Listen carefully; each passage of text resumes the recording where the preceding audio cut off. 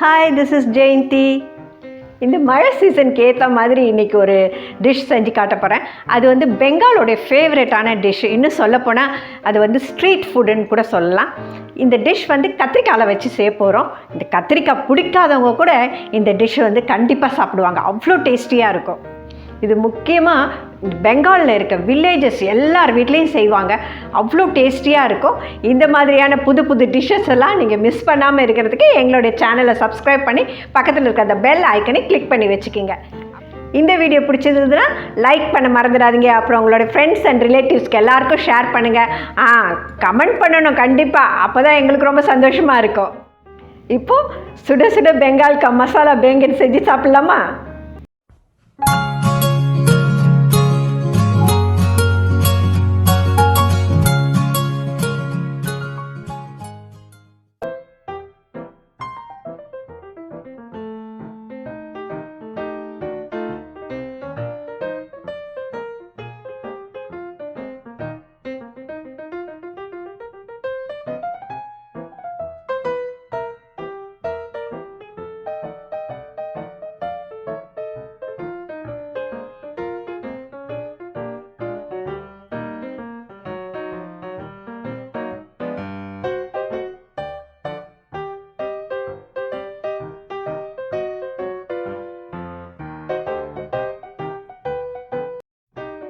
First ஒரு பேனை வச்சு ஹீட் பண்ணிக்கலாம்.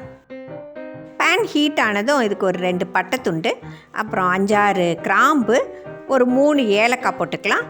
ஒரு அரை டீஸ்பூன் அளவுக்கு முழு மிளகு, இது எல்லாத்தையும் போட்டு நம்ம லைட்டாக வறுத்துக்கலாம். இதை வறுத்துட்டே இருக்கும்போது ஒரு நல்ல ஒரு வாசனை வரும். அந்த நேரத்தில் ஒரு 3 மிளகாவை போட்டு அதையும் கூட சேர்த்து வறுத்து எடுத்துக்கலாம். இப்போ இந்த மசாலாலாம் வறுபட்டுடுச்சு. இப்போ நம்ம ஸ்டவ் ஆஃப் பண்ணிக்கலாம். இதுக்கு நான் 1 டீஸ்பூன் அளவுக்கு மல்லித்தூள் எடுத்து வச்சுருக்கேன். அதை இதோட போட்டு லைட்டாக வறுத்துக்கலாம்.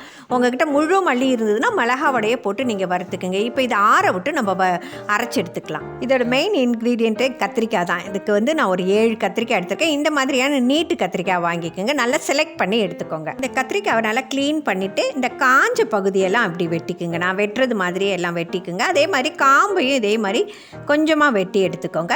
இப்போ வந்து நம்ம எண்ணெய் கத்திரிக்காய்க்கெலாம் வெட்டுவோம்ல, அந்த மாதிரி இப்போ 4ஆக நம்ம வெட்டிக்கலாம். இதில் ஒரு அட்வான்டேஜ் என்னென்னா நம்ம பூச்சிலாம் இருக்குதா என்னன்னு நம்ம செக் பண்ணிக்கலாம். எட்ஜ் வரைக்கும் வெட்டக்கூடாது. எட்ஜ் வரைக்கும் வெட்டுனீங்கனாக்கா அப்படியே பிரிஞ்சு வந்துடும். அதனால் கொஞ்சம் இடம் விட்டு நான் வெட்டுற மாதிரியே வெட்டிக்கோங்க.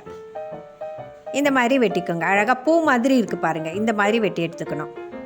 இப்போ நம்ம எல்லா கத்திரிக்காயும் இதே மாதிரியே வெட்டி எடுத்துடலாம்.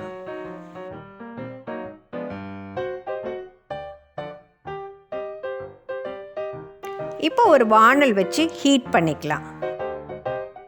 வானல் ஹீட் ஆனதும் அதுக்கு பொரிக்கிறதுக்கு தேவையான அளவுக்கு நம்ம எண்ணெய் ஊற்றி அதையும் ஹீட் பண்ணிக்கலாம். இப்போது எண்ணெய் நல்லா காஞ்சிடுச்சு. இப்போ நம்ம கத்திரிக்காவை போட்டு ஃப்ரை பண்ணிக்கலாம். இதில் எதுவுமே போடல, நான் வெறுசாக தான் ஃப்ரை பண்ணுறேன். நம்ம வெட்டி வச்சோம்ல அந்த கத்திரிக்காவை தான் நம்ம ஃப்ரை பண்ணிக்கணும். இது வந்து நல்லா சாஃப்ட் ஆகுற வரைக்கும் ஃப்ரை பண்ணிக்கலாம். இடையில இந்த மாதிரி திருப்பி திருப்பி விட்டுக்கோங்க. அப்போ தான் எல்லா சைடும் ஈவனாக ஃப்ரை ஆகும். இப்போ நம்ம ஃபஸ்ட்டு போட்ட கத்திரிக்காய் நல்லா ஃப்ரை ஆகிடுச்சு. நம்ம இதை எடுத்துக்கலாம். நம்ம அடுத்த செட்டையும் அதே மாதிரி போட்டு ஃப்ரை பண்ணிக்கலாம். ஒன்று சொல்ல மறந்துட்டேன் உங்ககிட்ட, இந்த கத்திரிக்காவை நீங்கள் கழுவி வைக்கும்போது நல்லா ஒரு வடிகட்டுறதில் வச்சு தண்ணியெல்லாம் சுத்தமாக எடுத்துருங்க. நல்லா உதறிட்டு போடுங்க. அப்படி இல்லைன்னா நம்ம எண்ணெயில் போடும்போது இல்லை படபடன்னு தெறிக்கும், மேலெல்லாம் தெரிச்சிடும். அதனால் கவனமாக இருக்கணும்.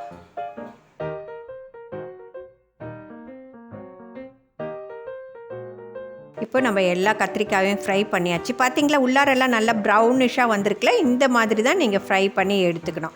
நல்லா உள்ளெல்லாம் நல்லா சாஃப்ட் ஆகிடும். கத்திரிக்காய் சாதாரணமாகவே சீக்கிரமாக வெந்துடும். இப்போ எல்லாத்தையும் நம்ம எண்ணெயிலேருந்து நல்லா இருத்து எடுத்துக்கலாம். இப்போ ஒரு மிக்சிங் பவுல் எடுத்துக்கோங்க. அதில் வந்து 1 கப் அளவுக்கு கடலை மாவு, அதுக்கு 1 டீஸ்பூன் அளவுக்கு உப்பு போட்டு நம்ம கொஞ்சம் கொஞ்சமாக தண்ணி ஊற்றி இதை நல்லா நம்ம கரைச்சி எடுத்துக்கலாம். நல்லா கட்டிலாம் இல்லாமல் நல்லா கரைச்சாச்சு. இந்த மாதிரியான கன்சிஸ்டன்சியில் இருக்கணும். அடுத்ததாக நம்ம பொடி பண்ணி வச்சோம்ல இந்த மசாலா, அந்த மசாலாவுக்கு ஏற்ற மாதிரி நம்ம 1 டீஸ்பூன் அளவுக்கு நான் உப்பு போடுறேன். அதை பார்த்து போட்டுக்கோங்க. இதுக்கு நான் 1 டேபிள் ஸ்பூன் அளவுக்கு வெள்ளை எள்ளு எடுத்து வச்சுருக்கேன். நீங்கள் கருப்பு எள்ளு வேணாலும் போட்டுக்கலாம், நல்லா டேஸ்ட்டாக இருக்கும். இதை போட்டு நம்ம நல்லா மிக்ஸ் பண்ணி எடுத்துக்கலாம். இப்போ நம்ம ஃப்ரை பண்ணி வச்சுருக்க இந்த கத்திரிக்காவை மேல் பகுதியை லைட்டாக விளக்கிட்டு உள்ளார இந்த மசாலாவை எல்லாத்தையும் ஸ்ப்ரெட் ஆகிற மாதிரி நீங்கள் ஸ்டஃப் பண்ணிக்கணும். நான் வைக்கிறேன் பார்த்தீங்களா, அதே மாதிரியே வச்சுடுங்க. எல்லா பகுதியிலையும் நீங்கள் படுற மாதிரி நீங்கள் ஸ்டஃப் பண்ணிவிட்டு மேலே இருக்கிற பகுதியை வந்து திரும்பவும் அழகாக க்ளோஸ் பண்ணி லைட்டாக ப்ரெஸ் பண்ணி விட்டுருங்க. இதே மாதிரியே எல்லா கத்திரிக்காவிலையும் நீங்கள் உள்ளே வச்சு ஸ்டஃப் பண்ணிக்கணும்.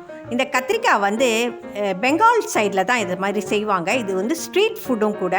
இது ரொம்ப நல்லாயிருக்கும். எல்லா இடத்துலையும் இந்த மாதிரி செஞ்சு கொடுப்பாங்க. சுட சுட சாப்பிடும்போது ரொம்ப ஸ்பைசியாக சூப்பராக இருக்கும். யூ ஆர் வாட்சிங் ஜோன்ஸ் கோஸ்டல் டெலிகசிஸ். இப்போ எல்லா கத்திரிக்காயும் நம்ம ஃபில் பண்ணி ரெடி பண்ணியாச்சு. நம்ம அடுத்த ஸ்டெப்புக்கு போகலாம்.